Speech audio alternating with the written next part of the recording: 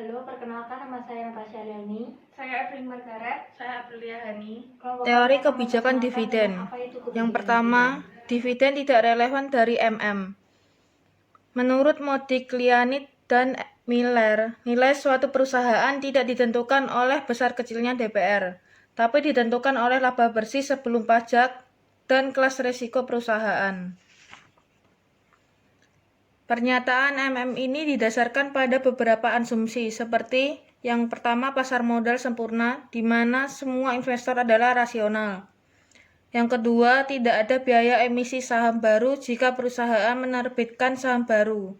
Yang ketiga, tidak ada pajak. Yang keempat, kebijakan investasi perusahaan tidak berubah. Pada praktiknya, pada poin A, pasar modal yang sempurna sulit ditemui. Kedua, biaya emisi saham baru pasti ada.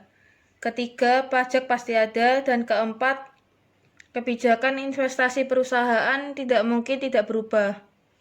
Beberapa ahli menentang pendapatan MM tentang dividen adalah tidak relevan dengan menunjukkan bahwa adanya biaya emisi saham baru akan mempengaruhi nilai perusahaan. Beberapa ahli lain menyoroti asumsi tidak adanya pajak. Jika ada pajak, maka penghasilan investor dari dividen dan dari capital gains, kenaikan harga saham akan dikenai pajak. Yang kedua, ada teori the bird in the hand. Gordon dan Liner menyatakan bahwa biaya modal sendiri perusahaan akan naik jika DPR rendah karena investor lebih suka menerima dividen daripada capital gains. Menurut mereka, investor memandang dividend yield lebih pasti daripada capital gains yield.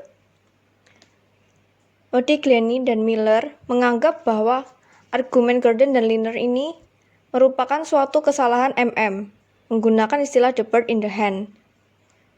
Menurut MM, pada akhirnya investor akan kembali menginvestasikan dividen yang diterima pada perusahaan yang sama atau perusahaan yang memiliki resiko yang hampir sama. Yang ketiga, ada teori perbedaan pajak. Teori ini diajukan oleh Linsenberger dan Ramaswamy. Mereka menyatakan bahwa karena adanya pajak terhadap keuntungan dividen dan capital gains, para investor lebih menyukai capital gains karena dapat menunda pembayaran pajak. Yang keempat, teori signaling hypothesis. Ada bukti empiris bahwa jika ada kenaikan dividen, sering diikuti dengan kenaikan harga saham. Sebaliknya, penurunan dividen pada umumnya menyebabkan harga saham turun. Fenomena ini dapat dianggap sebagai bukti bahwa para investor lebih menyukai dividen daripada capital gains.